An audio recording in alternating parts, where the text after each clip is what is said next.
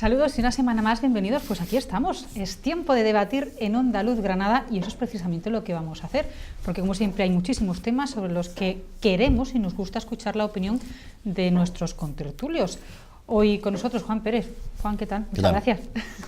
¿Qué tal? Agustín Ruiz Dobledo. Agustín, ¿cómo estamos? Muy bien. Luego hablaremos de algo que le gusta mucho a Agustín, que es pasearse en bici, viajar en bici por Granada.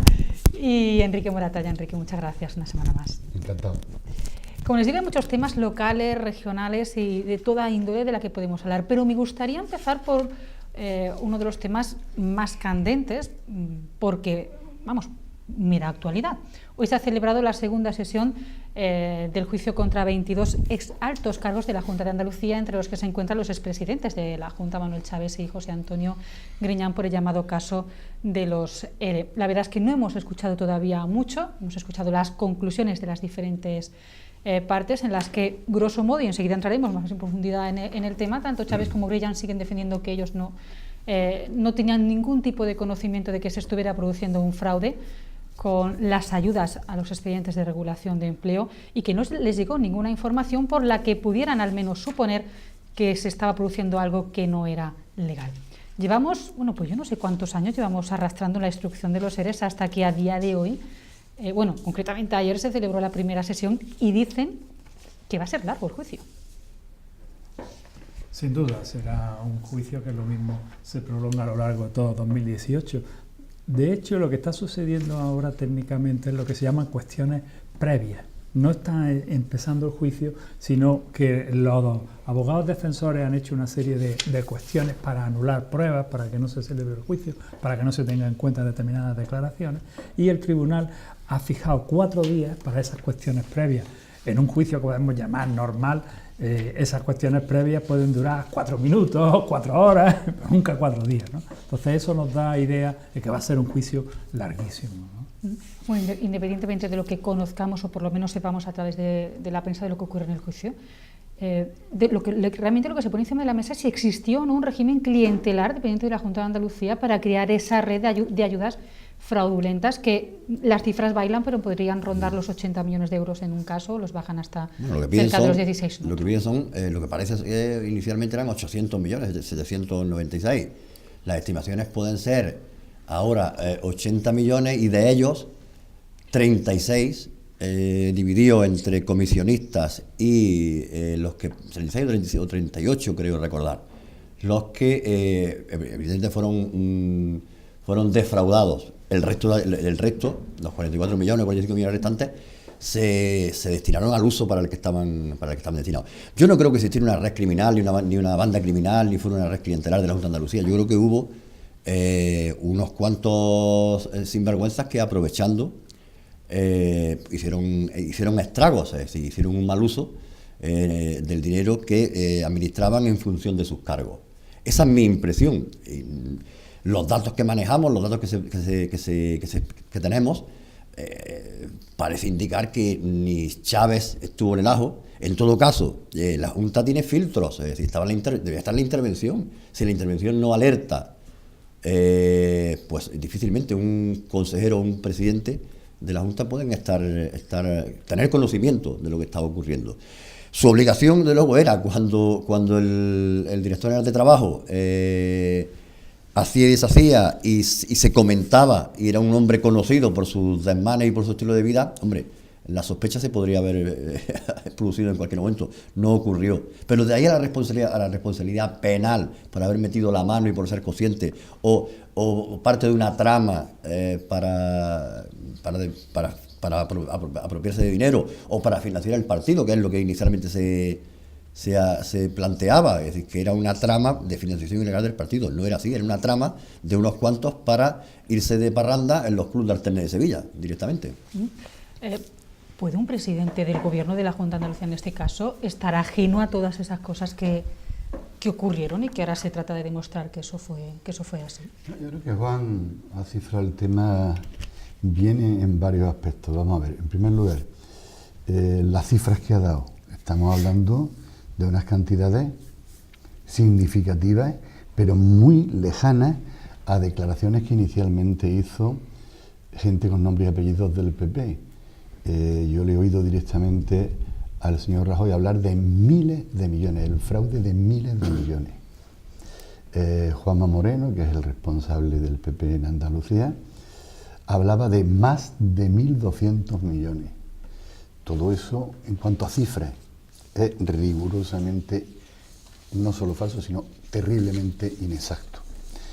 Por otro lado, en cuanto a el concepto, era una, como se pretendió hacer al principio de la instrucción, era una red criminal que había estado fraguando un conciliábulo para ver cómo se podía, o incluso montar una ley que se rigiera de la propia ley.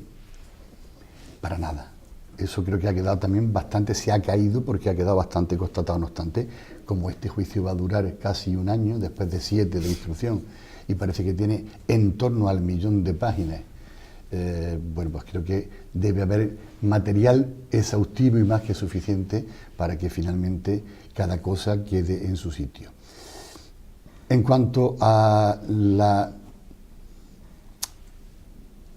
honorabilidad de, al menos de los dos presidentes, ¿no?, de Chávez y de Griñán, yo creo que eso también está fuera de toda duda. O sea, no se puede equiparar, decir, bueno, como yo tengo este caso, yo te voy a poner al lado lo de la financiación del PP, lo de Bárcenas, lo de tal.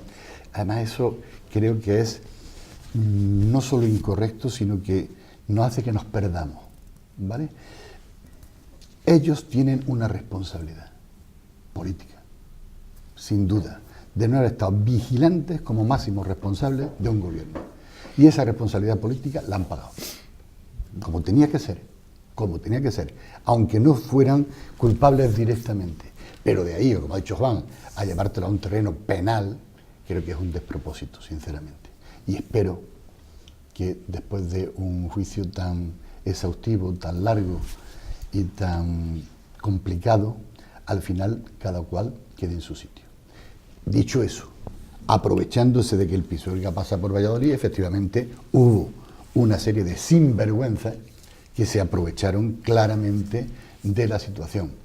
Una cosa que a mí me extraña poderosamente es que una vez conocido, por ejemplo, el personaje del director general de Guerrero, que era el que manejaba esos fondos, pues es un poco sobrecogedor como esa persona se podía haber depositado en ella la confianza de que hiciera y deshaciera con esos fondos. Y estuvo nada más y nada menos que 8 años gestionando 2 legislaturas. Un gravísimo error y, por tanto, el no haber estado vigilantes con eso sí tiene una responsabilidad política que ya han pagado. Que cuando le pedimos responsabilidades a Esperanza Aguirre por Ignacio González o por los vinculados en el caso Gürtel, en la trama de Madrid, en el caso de Andalucía también hay que pedir responsabilidades políticas. Claro. Políticas. Claro. Pero de ahí a montar lo que han montado, yo creo que hay un tramo que hay que recorrer y que hay que entender. Porque sobre todo a mí, sin ser para nada ni estar vinculado al Partido Socialista, ni estar vinculado al gobierno andaluz, ni tener nada que ver con ellos, a mí me produce cuando se hace daño a una persona inocente, honesta, que yo entiendo honesta, me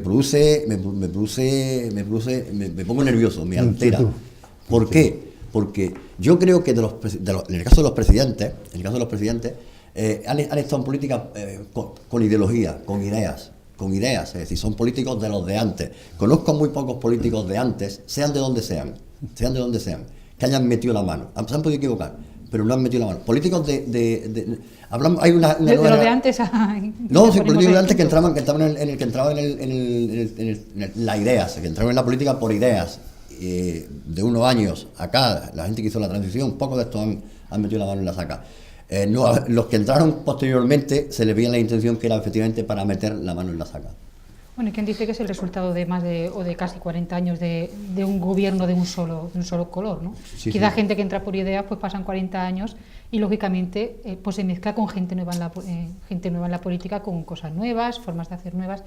Yo no sé, Agustín, desde el punto de vista jurídico, nos va a pegar a los dos. No. todo lo que ha dicho Enrique, pues no sé si tiene su base. No, para ¿por que eso sea qué así. voy a pegar? Ya puedes imaginar que estoy en profundo desacuerdo con lo que Con todo lo que habéis habéis dicho. No, con todo no. Lo que pasa es que inevitablemente cuando tenemos que hablar de estos casos nos convertimos en jueces, ¿no? Y ya decimos, son inocentes, dictamos nuestra sentencia. Yo coincido mucho con Enrique en que políticamente tienen una gran responsabilidad. Sin duda. Esto tiene una responsabilidad tremenda. Y ahora habrá que ver si tiene responsabilidad penal o no. Y eso hay que estudiarlo. Es decir, no se está discutiendo si el señor Chávez se llevó dinero a su casa. Eso es lo que no se está discutiendo. Lo que se está discutiendo es si el sistema que se creó ha prevaricado. Es decir, Sí. es lo mismo que, salvando las distancias, lo mismo que se está viendo en Cataluña. El señor Artur Mas se ha llevado dinero a su casa. No se está discutiendo eso. Se está discutiendo que cuando dio orden para financiar el referéndum, estaba dictando un acto injusto. Y aquí lo que se está discutiendo es que los millones han ido rebajándose. Me parece que en la última cuenta van por 647 millones los que van a una partida famosa, que es la partida 31L, conocida como Fondo de Reptiles. Lo que se está discutiendo es esa decisión de sacar las subvenciones de los ERE del procedimiento general de subvenciones, dárselo a Invercaria y crear un procedimiento especial. Si eso es penalmente un delito. Sí. Y yo entonces me voy a esperar a ver qué pasa en el juicio antes de decirlo. Pero políticamente yo voy a insistir mucho en lo que dice Enrique. Mira, cuando estudiábamos el bachiller, que era durísimo la lengua, yo me acuerdo que había una figura que se llamaba el epítome. Y el epítome era el resumen de todo un libro, ¿no? Y yo creo que lo es el resumen de una forma de gobernar del PSOE, que ha sido la de... Unos podemos decir con buena fe y otros podemos decir que por clientelismo ha sido relativizar las normas jurídicas. Y eso se ve claramente en este caso. Al final se relativiza y uno dice, hombre, lo hicieron para poder pagar antes, ¿vale? Y otros dicen, lo hicieron para crear sus propias redes. Yo no me voy a pronunciar. Lo que sí digo es que se saltaron la ley. Y ahora discutiremos si ese saltarse la ley es delito o no. Y también puedo decir más cosas. Se asaltaron la ley de una forma que es sospechosa. Porque este famoso director general Guerrero, ¿de dónde? ¿Os acordáis de dónde era? Sí, de la zona de Jaén, ¿no? Yo creo que era de la zona norte de Sevilla. No, de Sevilla, sí. Y donde más... De la Sierra Norte. De la Sierra Norte. Y ahí coinciden dos cosas. Es la zona que más subvenciones se da y es la zona que el PSOE saca mejores porcentajes. Y donde saca peor porcentaje es en Almería y es donde hay menos ERE. Luego, si ponemos dos mapas, uno de la corrupción o de los ERE, si no queremos calificarlo, y otro de los votos, coincide. Por tanto, a mi juicio, repito, es un epítome, es un resumen de cómo ha gobernado el PSOE en estos 40 años. Bueno, la verdad es que yo no quiero entrar y menos en partidos políticos, pero yo no sé si puede ser el resultado de el PSOE gobernando, de cualquier partido político gobernando durante 40 años. Yo no sé si es una perversión de la propia política cuando un partido político, me da igual el que sea, está al frente durante tantas décadas. Me toca décadas. poner de defensor del PSOE. Durante 40 años ha gobernado Andalucía y quizás este ha sido el que sea, escándalo yo más estoy hablando gordo más que del ha... sistema que en el caso concreto. No, pero el alcalde de Granada, el anterior alcalde de Granada del PP, no lleva 40 años y esta semana le ha salido un caso parecido, ¿no? De personas que parece que están cobrando en una empresa del ayuntamiento sin trabajar. No hace falta 40 años, ¿no? El sistema es el que falla, entonces. Hay que cambiar sistemas. ¿Que ha No, fallado? el sistema no creo que falle. El sistema, Pues algo ha fallado. ha fallado quizás los filtros, el control de determinados, pero que no creo tampoco haya fallado. Yo creo que han burlado en todo caso los filtros y los controles. No creo que hombre, cuando el presidente o los consejeros argumentan que no eran conscientes porque la intervención debería haber informado de la supuesta irregularidad o de los supuestos pagos, hombre, ahí puede ser que ese filtro haya fallado. Puede ser que ese filtro haya fallado. Yo no lo sé. Luego también digo, es decir, en Andalucía no ha habido tantos casos de corrupción tras 40 años de un gobierno monocolor. Ha habido varios casos que, por suerte, se van a juzgar y se están juzgando, con mayor o menor responsabilidad política. Y no hay más. Pero sí es bueno recordar, es decir, que lo que se ha intentado con los ERE en Andalucía es situarlo al mismo nivel que la Gürtel o el resto de casos que le estallan al PP en Galicia o en Valencia o en Madrid. Y efectivamente partíamos de... se intentaba por todos los cauces implicar o imputar a Chávez y a Griñán, y al final lo consiguen. Es decir, yo también entiendo, es decir, que aun creyendo ciegamente en la justicia y en los procedimientos, creo que a veces todo esto se ve forzado por la presión política y por la presión ciudadana. Y a veces también digo, es decir, que esa presión tiene resultados judiciales. Es decir, aunque luego concluyan exonerando, librando, inculpando, o exculpando, pero ahí hay un juego que se da. Es decir, todo el mundo contento porque los dos últimos presidentes de Andalucía están sentados en el banquillo de los acusados. Estamos contentos. Ahora vamos a ver si salen o no salen, vamos a ver si finalmente se les condena o no, y sobre todo han pasado 7 años de desgaste permanente hacia el partido del gobierno. A mí cuando se utiliza este tipo de casos para erosionar, yo no soy votante, no he votado nunca, entonces tengo cierta libertad para hablar. Cuando se utilizan ese tipo de historias para erosionar el gobierno, a mí me enfada, como la salud, por ejemplo, ahora. Porque, hombre, no creo que no, yo creo que hay que buscar otras formas, no imputar socialmente antes de llegar a los juzgados, que los jueces se pronuncien. Bueno, y aquí... Pero los juicios paralelos, eso está a la orden del día. Claro. Cuando Bueno, ocurre cualquier tipo de caso, primero es el juicio social. Yo le voy a discutir y luego años después aparece el otro. discutir a Juan eso de que por no ser votante tiene más libertad para hablar. No. Yo soy votante y me siento Y digo lo libre. que quiero. Y Enrique es militante y también dice lo que quiere. Bueno, quería decir que no se nos nos vincule a un partido político. Es que últimamente cada cosa que hago parece que estoy defendiendo al PSOE, y no hay nada más lejos de mi voluntad que defender al PSOE, pero creo que a veces hay que situarse un poco en un plano más, por lo menos yo entiendo que me sitúo en un plano. Mira, Juan, no podemos estar mirando siempre si defendemos o no defendemos. Yo acabo de atacar al PSOE y la semana pasada en El País lo defendí. Sí, o sea, porque no se trata de criticar o defender a partidos, sino de bajarnos a datos concretos. Sí, sí. Y los datos concretos es que aquí se ha organizado un sistema de cobro que es ilegal. Sí. Y ahora lo que tenemos que saber es si además de ilegal es punible. Y eso es lo que vamos a ver en el juicio, pero el sistema es ilegal. Y me vuelvo a lo que ha dicho Enrique. Eso ha tenido unas responsabilidades políticas. Alguien podrá pensar que no son suficientes, que habría que haber echado al PSOE del gobierno. Puede. Pero las responsabilidades políticas están claras. Aquí se organizó un sistema ilegal. Y ha dado lugar a abusos. Abusos prácticamente comprobados. No sé si el número de intrusos, ¿os acordáis del número de intrusos? No sé si eran del orden de 200, una cosa así, 60 millones, no me acuerdo bien de... El tema es gravísimo, es una gravedad tremenda. Gravísimo. Ahora lo comparamos con la Gürtel, pues las comparaciones son odiosas. Los ERE son menos en cuanto en la Gürtel está imputado el Partido Popular. Los ERE son más en cuanto la cantidad es mayor.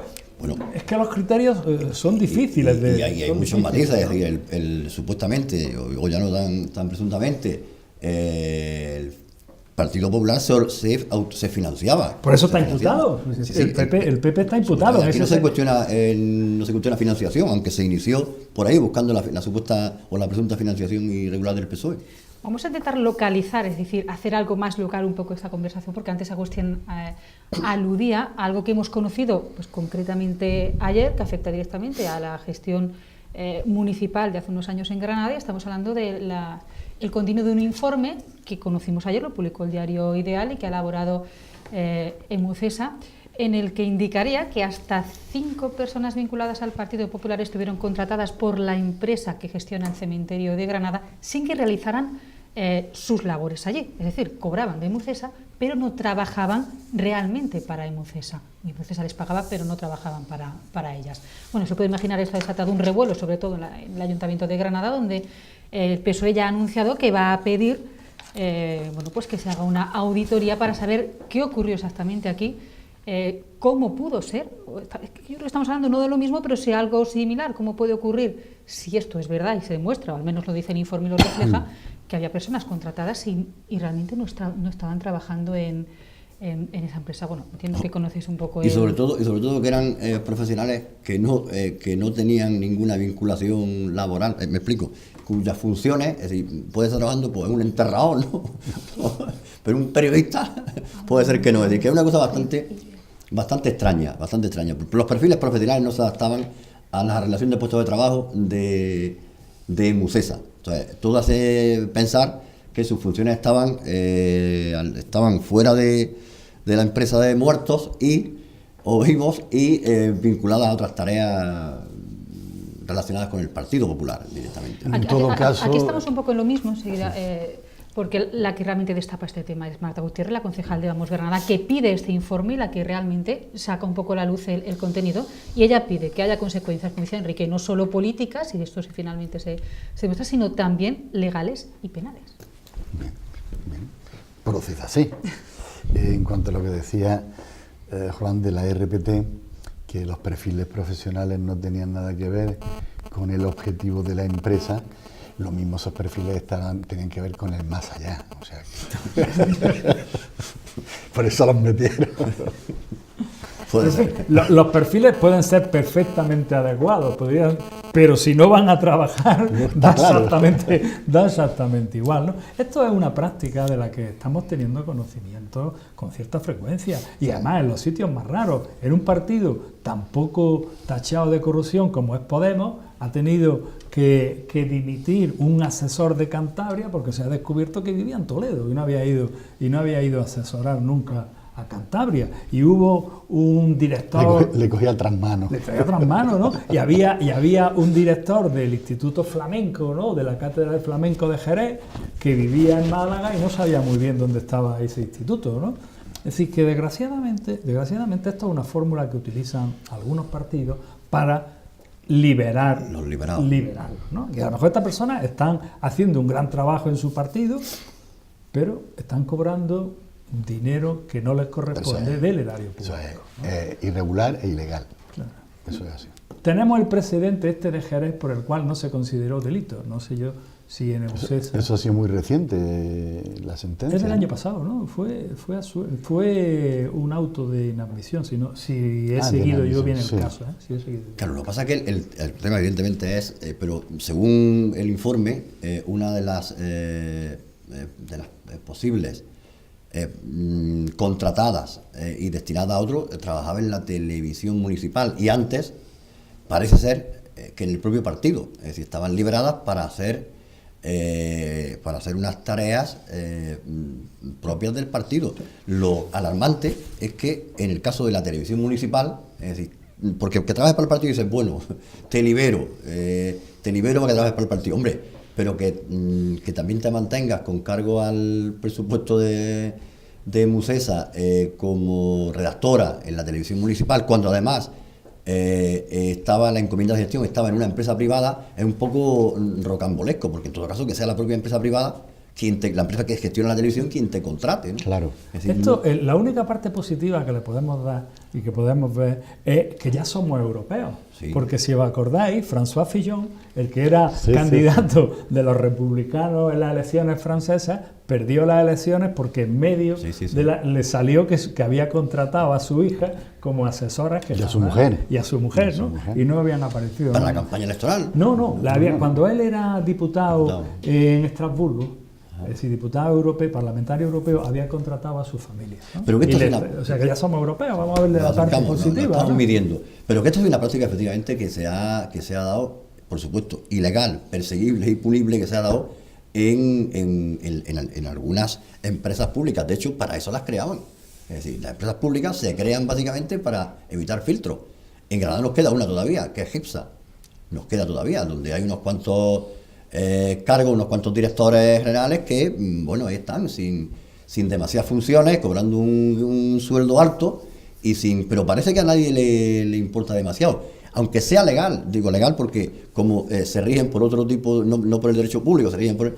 pero hombre, moralmente, yo creo que políticamente, los partidos, en este caso además, los partidos de la oposición deberían de ejercer de oposición o de control y para evitar que eso se siga manteniendo, porque en el caso de esa es un dineral lo que se está invirtiendo en sueldos de puestos de dirección que Esto están por ahí. Esto es tan habitual que los especialistas en derecho público le han puesto un nombre, le llaman la huida del derecho administrativo. Es decir, sacar todo lo que se pueda del derecho administrativo para meterlo al derecho civil o al derecho mercantil. Y así ya tener más libertad, ¿no? Hubo intentos, por seguir, yo recuerdo, hubo intentos para controlar las empresas públicas que se hizo muy bien. Es decir, había unos topes y la mayoría de las empresas públicas que eran herramientas para evitar los controles desaparecieron. Se mantienen algunas, como en el caso en el caso de Masagra o en el caso de las privatizadas. Es decir, que evidentemente no tienen ningún tipo de control público, pero políticamente puedes intervenir en forma de con personal, con presupuesto y o financiando determinadas actividades que al gobernante de turno pues le interesa. Lógico. Pues, seguro que la argumentación de defensa, con lo que estaba diciendo Juan antes de que era una redactora de la televisión, seguro que en la argumentación de su defensa dirán que está ahí porque era divina de la muerte. Viene muy propio hoy, Enrique, con estos temas. Vamos a hacer una pequeña pausa, enseguida volvemos, pero yo quiero hacerle antes, en 30 segundos aquí un poco el tercer grado a mis tres contertulios, porque además, ¿alguno tenéis alguna bicicleta de color amarillo en casa en estos últimos 5 días? Sí tenemos. ¿Alguna bicicleta de color amarillo con...? Bueno, en la zona esta donde nosotros estamos, donde están los estudios de Andaluz, aparecieron, según el GPS, había una gran concentración de ellas. A la vuelta hablaremos, no sé si llamarle fenómeno, porque claro, hablar de fenómenos, darle quizá un antídoto, pero hablamos de lo que ha ocurrido durante la última semana, pues creo que hace 7 días que se puso en marcha el servicio de alquiler de bicicletas en Granada y más de 100 han sufrido actos vandálicos. Hemos encontrado bicicletas en todos los sitios, en ríos, encima de árboles, en todos los pueblos, ni se imaginan dónde. Lo vemos a la vuelta.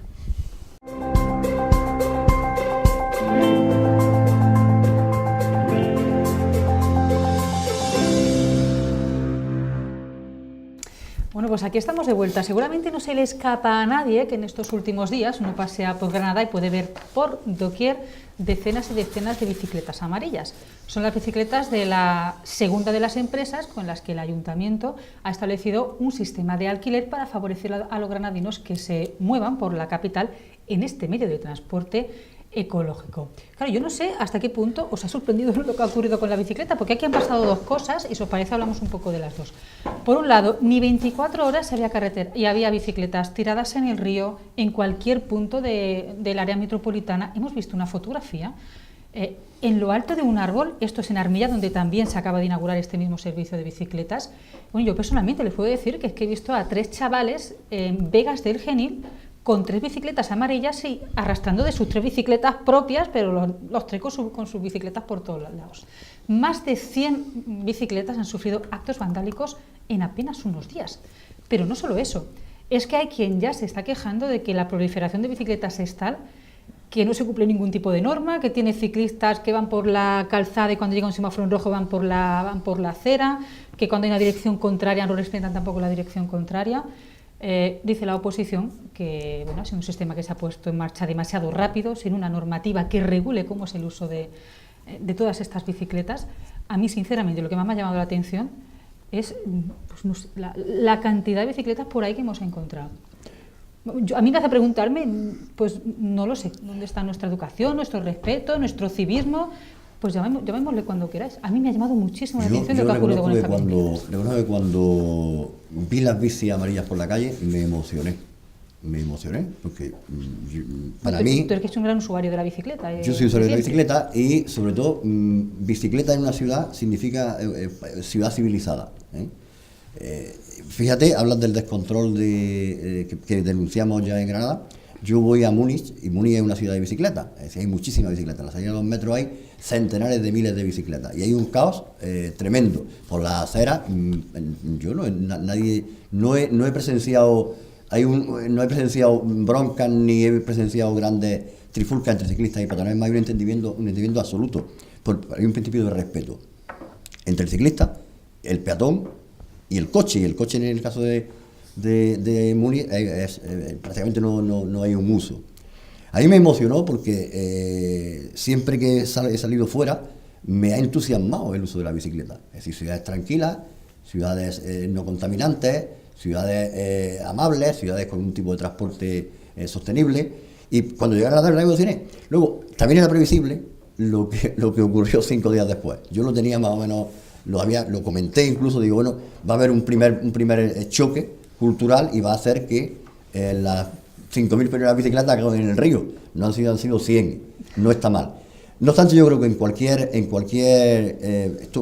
recordamos que es una iniciativa privada y que como tal tiene su estudio de viabilidad hecho. Es decir, para ellos yo entiendo que deberían de tener claro, al introducir la iniciativa en una ciudad como Granada, donde además los trayectos no son muy, aunque Agustín es un maestro de la bicicleta, sube y baja, pero no son trayectos llanos, no son planos, o sea, es más difícil. Yo creo que lo tenían perfectamente estudiado y a mí tampoco me han resultado excesivamente traumáticos los golpes, porque realmente no ha sido un rechazo, no ha sido toda la población. Imagino que 4 individuos, yo me he encontrado muchas bicicletas también con los asientos quitados. Claro, pero independientemente del coste económico que pudiera o no tener calculado la empresa, que siempre hay un margen para que ocurran estas cosas. Yo llamo a mí inocente si queréis, no es Agustín, yo no me esperaba una cosa, yo no esperaba algo así. Yo estoy con Juan, ¿no? Los que somos usuarios de Soy la muy bicicleta, inocente, está claro. de bicicleta de toda la vida, estamos muy contentos. A mí ver esa cantidad de bicicletas amarillas con gente montada yéndose hacia arriba, pues le da uno alegría, ¿no? Aquí llevamos un montón de tiempo diciendo, en Sevilla han tenido éxito, pero en Granada es imposible. Pues no, pues en Granada estamos viendo que está funcionando. Yo diría que desde hace unos 10 años así, yo voy viendo muchas más bicicletas, posiblemente porque han venido alumnos Erasmus, alumnos alemanes, holandeses, y se han traído con ellos la costumbre de usar bicicletas y está haciendo que cada vez se use más. Es verdad. Así que por ahí podemos alegrarnos. ¿Cuáles son los efectos colaterales? Pues lo acaba de decir Estrella, ¿no? Por un lado, que tenemos un índice de vandalismo muy alto, y por otro, que los propios ciclistas, pues no siempre, y me incluyo, pues somos respetuosos. Y a veces nos metemos, eso que los alemanes dicen, Fugangerzone, ¿no? Sí. El sitio para ir a pie. Pues nosotros resulta que también nos metemos con la bicicleta, pues porque vamos al cajero o porque por aquí acortamos. Entonces, posiblemente tenemos que aumentar nuestro nivel de civismo para que la ciudad se convierta en algo vivible y las bicicletas no pasen a ser un problema en vez de una solución. No sé si eres tan inocente como yo soy solo yo la que me escandaliza un poco en esto. Yo inocente. No eres ciclista. Yo de profesión. No, yo soy ciclista, pero yo me van a ustedes a perdonar, pero yo no comprendo coger una bicicleta, que todos sabemos que no es nuestra, porque es un servicio de alquiler, y llevármela a casa. A mí, claro, en mi mente personal reconozco que algo así no entra. Por eso a mí sí me llama mucho la atención que, aunque Juan dice que podían haber sido muchas más, a mí 100 bicicletas en apenas una semana sí me parece una barbaridad. Hemos estado trabajando juntos y yo he ido en bici todas las mañanas. Correcto. Y yo dejo la puerta de mi bicicleta en la puerta del trabajo y la he olvidado al día siguiente y mi bicicleta ha estado allí. Es decir, de hecho, yo ahora voy en moto por el frío, aunque no le pongo candado a la moto. Es decir, o sea, ni tengo candado para la bici, hasta ahora no me la han robado. Quiero decir, que a veces este tipo de historias entiendo que pueden ser la novedad, pero creo que se va a normalizar. Yo puedo dar fe que desgraciadamente no es la novedad. ¿No? Porque en mi familia han robado de todo. Y hasta mi pequeño repetía 2 veces, ¿no? Pero también puedo decir que en una ciudad tan tranquila como es Friburgo, también en Alemania también nos la han robado. O sea que hay un índice de robo de bicicletas que es molesto, que es desagradable y que hay que combatir. Pero no perdamos la perspectiva de lo principal. Lo principal es que estamos usando cada vez más un vehículo que es muy sano, muy ecológico. Enrique, que te hemos cortado entre todos. Bueno, pero yo me dejo, me decía, íbamos porque me decías que si yo era inocente, y yo de profesión soy culpable, o sea que de inocente. Pues vamos a tu casa, vamos a ver una ristra de bicicletas amarillas. De eso no, porque ellos dos son usuarios de bicicleta, yo no. Creo que es una muy buena noticia para la ciudad. Cualquier ciudad donde se utilice la bicicleta masivamente es una buena noticia.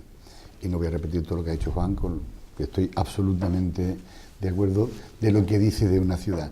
Que también una ciudad en una semana haya habido vandalismo con 100 bicicletas, pues dice muy poco de sus ciudadanos. Eso es evidente. ¿Que era esperable? Estoy seguro. Y en el proyecto de viabilidad económica de la empresa lo tienen que tener más o menos estudiado, porque si no, no se hubieran metido en ese negocio. Por tanto, es una buena noticia, es equipararnos a muchas ciudades europeas, pero tendría que ir paralelo al uso, el buen uso, porque es un vehículo de 2 ruedas. Entonces, como no lleva seguro, como efectivamente la utilización, estoy hablando ya de la utilización vial, es, digamos que en general poco respetuosa, porque es poco respetuosa. Si os fijáis, hay una diferencia enorme. La gente que utiliza la bicicleta en grupo o en pareja, como sea, pero en carretera, que son ejemplares, y la gente que la utilice en la urbe. Bueno, hay de todo, ¿eh? Bueno, como en cualquier sitio. Los que viajamos todos los días por carretera secundaria, Pero vemos también la cada gente cosa de la en urbe carretera. es muy difícil que tú veas un semáforo en rojo que sea respetado. Que, como tú dices, que se mete en la acera, en el bulevar. Y si dice algo, corre riesgo de llevarte encima un rapapolvo. Dicho eso, buena noticia, que esperemos que el vandalismo no vaya más, pero debía de ir acompañado, no con una persecución, pero sí con una cierta vigilancia / formación del usuario, para que no sea una especie de caos en algunos lugares por los peatones, en colisión con los peatones o con los coches. En general, salvado todo eso e intentando hacer una política que optimice su uso, creo que es una magnífica noticia y que se debe de fomentar el uso. Lo que se está cuestionando por determinados sectores de la ciudad es la participación del ayuntamiento en las tareas de mantenimiento y de instalación de zonas de parking, zonas de estacionamiento y tal. Bueno, hay un sector que dice que al ser una empresa privada, debe ser la empresa privada quien corra con los gastos de estacionamiento y de control. Yo creo que sí, pero también creo que es función de este caso del ayuntamiento, del municipio, estimular y facilitar el uso de la bicicleta. Y si para eso tenemos que pagar entre todos una zona de estacionamiento, a mí no me parecería mala idea. Me parece bien. Igual que no me parecería mala idea, por ejemplo, que el transporte público, el metro o el autobús que lo permite en algunos casos, el transporte de bicicleta. A mí, por ejemplo, me llama poderosamente la atención, es decir, cómo a veces evitan el uso de la bicicleta en determinados trayectos, en determinados viajes, para favorecer el uso del coche.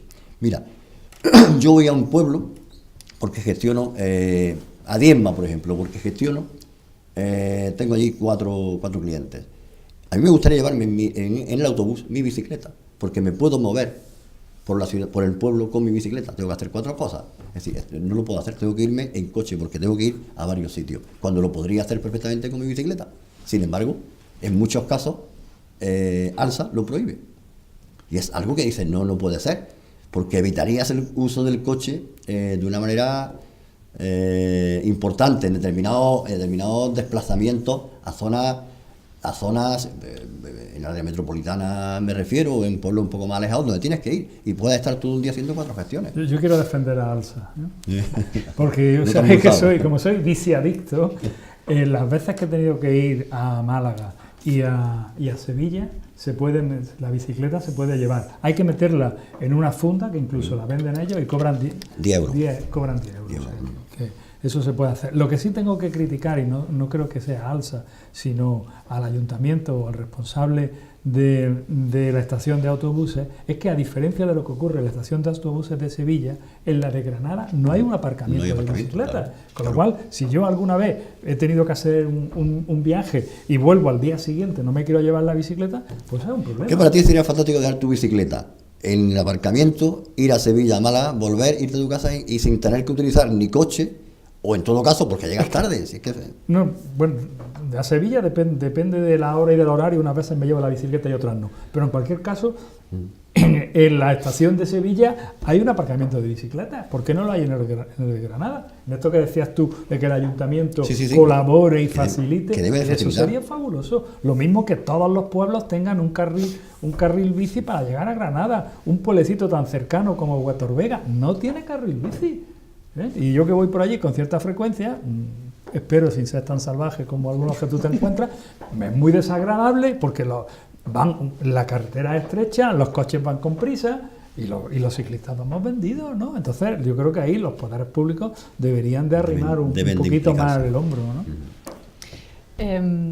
Quiero que hablemos de un tema que lo he visto y publicado en prensa y me parece muy interesante porque es un debate que cada vez tenemos o vivimos más tanto en casa como en este caso los colegios, los centros educativos, que es de donde yo he traído un poco esta noticia, que nos llega desde Francia, que ha decidido prohibir los teléfonos inteligentes en los colegios hasta que los niños tengan 15 años.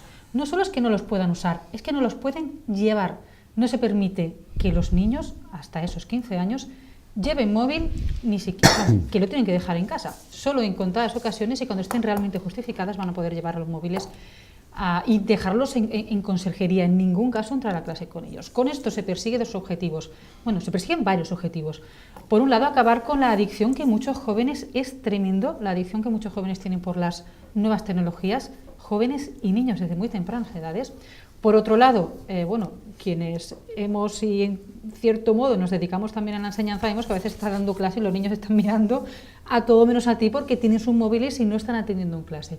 Y por otro, un tercer objetivo que es acabar con el acoso escolar que se produce a través de las nuevas tecnologías que hoy en día los jóvenes tienen muy a la mano, como puede ser a través de los teléfonos móviles. Grabar a alguien en una clase, cómo se le golpea o se le insulta o se le veja a un niño en clase, imaginas que luego libremente circulan por la red sin que podamos hacer nada para que eso ocurra.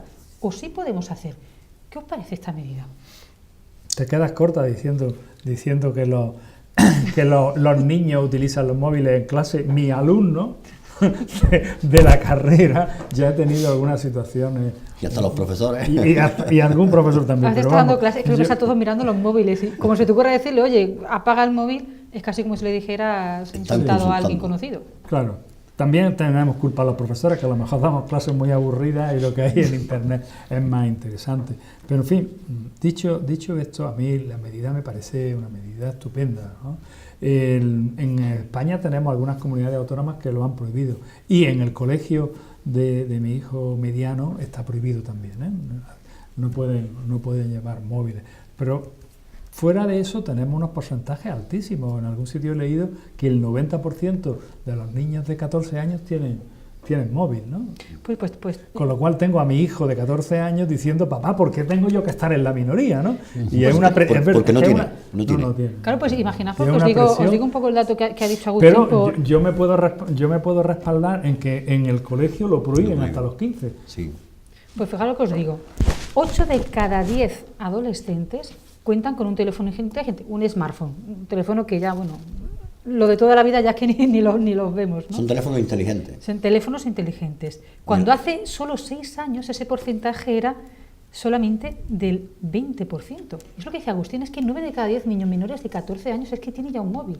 Y yo he visto niños de 11 y 10 años a los que los padres les regalan un teléfono que le da 20.000 vueltas al que yo a lo mejor os puedo enseñar con acceso a redes sociales sin ningún tipo de limitación y libertad absoluta para que los menores puedan hacer lo que quieran con ellos. Lo que yo no sé es cómo, si va a ser más o menos fácil controlar si realmente llevan o no ese teléfono móvil, o si es exclusivo del colegio o también de casa. Es algo que yo siempre tengo ese debate, ¿no? ¿Qué hacemos en el colegio? Pero si luego en casa los tenemos 7 horas con el móvil, pues no sé si tiene mucho sentido esa prohibición en clase. Siempre insisto en que la ciencia es aséptica. O sea, cuando lo que luego se pervierte siempre es el uso, el abuso y la perversión que hace el ser humano de la ciencia. Y en este caso, las nuevas tecnologías son una maravilla y son una herramienta, incluso como herramienta didáctica puede ser espectacular y magnífica. ¿Qué es lo que ocurre? Pues que ya en esa progresión que tú has dicho, estamos en el 90%, la adicción, y cuanto más jóvenes, peor. Más.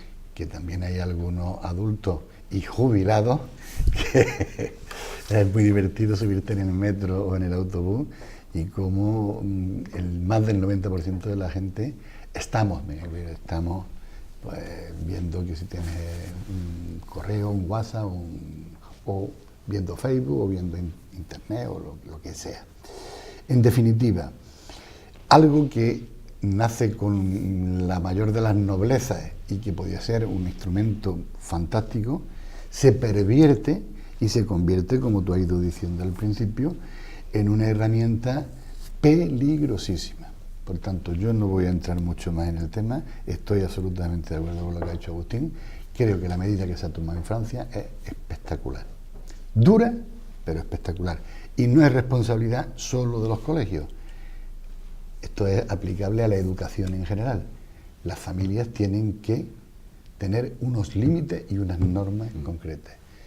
Y a partir de los 15, lo siento Agustín por ti, pues a quien Dios se la dé, San Pedro se la dé. En Francia son los 15 años, en 15 años en España se puede regular a partir de los 14, que supuestamente es la edad penal. La edad penal. Bueno, Sí, pero se si lo establece una ley, ten en cuenta que lo que está prohibiendo la ley es el uso, es el uso en los colegios. en un espacio. En un espacio concreto. En los colegios, o sea que puesto si me apuras, podríamos discutir, no sé si esto es un disparate muy jurídico, muy grande, podríamos discutir si en la universidad se podría. De hecho, los exámenes están prohibidos, ¿no? Pues yo Lógicamente. con todas las virtudes que tiene las nuevas tecnologías y que tiene la telefonía, yo prohibir, no prohibiría, pero sí regularía. Es decir, en el caso de los centros, como no lo tengo claro, es decir, es prohibir directamente, porque evitas casos de acoso, evitas de ciberacoso, evitas que la gente esté despistada, en fin, creo que es regulable. Pero también intentaría en esos ciclos formar a las personas, a los niños y las niñas, en el uso responsable de esa herramienta. Porque de nada sirve que tú durante 5, 6 o 7 horas no uses el teléfono, no uses las posibilidades que te ofrece la telefonía y en cuanto sales, llegas a tu casa, te aíslas en tu habitación, porque es lo que está ocurriendo ahora mismo con los menores, se aíslan literalmente. En un porcentaje alto de índice de fracaso escolar tiene mucho que ver con la dependencia, con la dependencia de las nuevas tecnologías, de las redes sociales. Y eso se está detectando también ahora mismo, es tremendo. Lo que antes era salidas quedadas entre niños y niñas de una edad, ahora tú se haces a través de las redes sociales. Es decir, es una historia permanente. Las relaciones, incluso las relaciones de novieta y novieto y novio, las relaciones cuando empezamos, que teníamos 20 años, eso se hace ya a través de ligas, a través del Facebook, a través de no sé qué, y eso es tremendo. Hay aplicaciones especiales. Peores, ¿no? Especializadas en eso. Entonces yo sí regularía. Cualquier cosa y está en internet. El otro día me encontré una radio que solo emite música de pájaros, solo emite canto de pájaros. O sea que tú piensas cualquier cosa, sí, está en internet. Una posibilidad, un programa para ligar, está en internet. Fíjate, Juan ha dicho una cosa interesantísima. Estamos viendo cómo, sobre todo en el periodo de adolescencia, un caso detrás de otro, se aíslan en su cuarto, que es un aislamiento a través de la red, una soledad a través de las tecnologías, porque en realidad parece que no está solo, pero está solo. Más solo que la una. Está solo. Y eso es algo, no, bueno, digo la adolescencia, eso se da en todas las edades, se da en hombres, mujeres. O sea, no creo que haya, bueno, tal vez si haces estadísticas, los estadísticos ahora me matarían porque ellos le sacan punta a todo, evidentemente, pero esa soledad que te propicia la tecnología, porque tú piensas que te construyes tu propio mundo entre tus cuatro paredes, sí. Y parece que todo es accesible para ti, tú lo tienes todo a mano y lo tocas todo, pero en el fondo todo tiene como un metraquilato. Ni lo hueles, ni lo tocas, ni nada. Está ahí y crees que ese es tu mundo, pero al final estás como en una campana de cristal, aislado totalmente.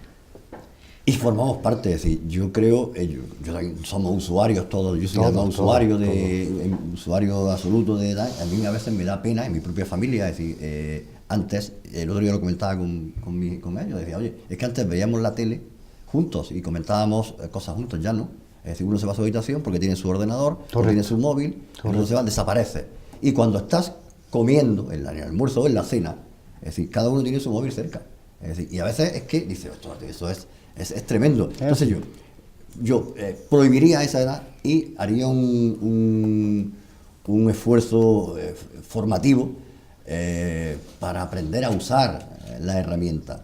Porque si no, insisto, no conduce la prohibición conduce a un momento para evitar, pero yo creo que tenemos que formar a la gente en el uso de estas herramientas. Oye, si no tenemos un problema. Nos estamos fijando mucho en estos aspectos negativos y aspectos de riesgo, pero yo me gustaría ver también la otra parte, la parte positiva. Permitidme que os cuente 2 anécdotas familiares.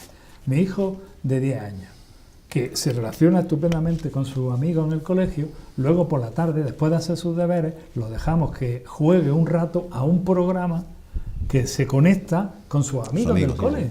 Y están en perfecta relación. Y así que luego va al día siguiente por la mañana y siguen, oye, pues yo maté a no sé cuánto.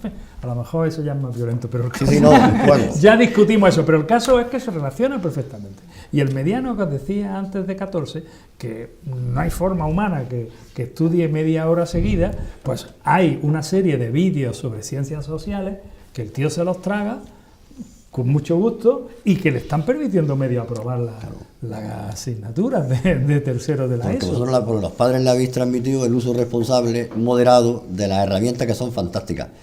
Ojalá fuera en todos los casos tal como tú lo planteas.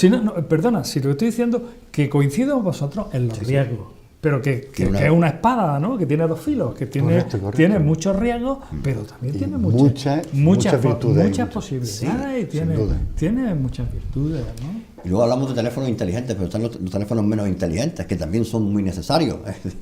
Por ejemplo, el miedo con nuestros hijos e hijas menores, la necesidad de tenerlos controlados o localizados se puede hacer con un teléfono no inteligente, con un teléfono tonto, es decir, que los puedas tener, que eso ocurre. Hombre, nosotros estamos en la ciudad, pero en zonas rurales donde van en autobús, el teléfono es una herramienta fundamental, pero puede ser inteligente o menos inteligente, es decir, para tenerlo localizado y para que en caso de necesidad pueda hacer una llamada. Correcto. Bueno, pues nosotros yo creo que vamos a hacer lo que ha dicho Agustín. Ahora estamos ya terminando, ahora no hablamos por el WhatsApp si queréis, que la verdad que es lo que solemos hacer. Yo creo que el conflicto está entre adultos, quizá no haya tanto problema, el problema está en, como yo he visto, que pinta un niño de 5, 6 y hasta 4 años enganchado literalmente cuando no es una película, es un vídeo de YouTube, cuando no es un juego, cuando no es otra cosa, y yo los he visto con ansiedad si le quitas el móvil. O sea, es que no hay manera humana de poder quitarle el móvil, va por la tablet, si le quitas la tablet, te coge el móvil del tito, en fin.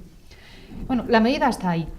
Muchísimas gracias a los 3 por haber estado esta semana con nosotros debatiendo todos estos temas. Seguiremos pendiente de la actualidad. La semana que viene nos volvemos a encontrar aquí en Onda Luz Granada debatiendo sobre todo lo que ocurre en el mundo más y menos cercano. Muchas gracias. ¿Eres o no eres?